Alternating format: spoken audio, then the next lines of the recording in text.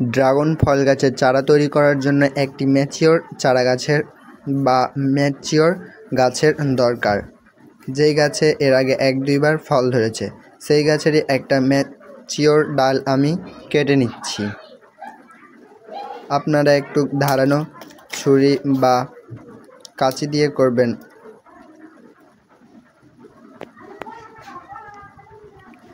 তারপরে সেই ডালটাকে 2 ভাগে ভাগ করে নিচ্ছি।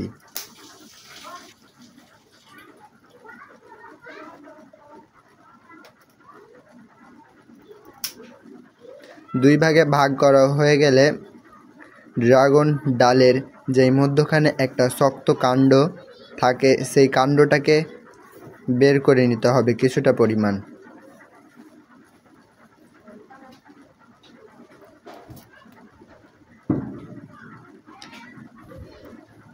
আমার এটা বের করা হয়ে গেলে পাশে থাকা ডালটারও আমি সেম প্রসেসে কামটি করে নিয়েছিলাম।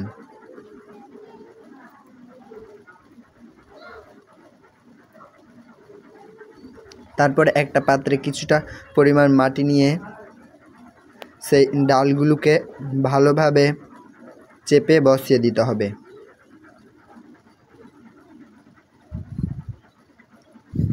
সেম প্রসেসে আমি তারপরের ডালটিকেও বসিয়ে দিলাম।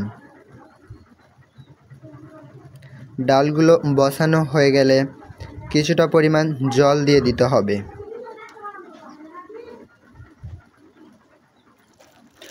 জল দেওয়া হয়ে গেলে সেই গাছগুলোকে বা সেই বসানো ডালগুলোকে হালকা রৌদ্র পায় এরকম জায়গায় রাখতে হবে।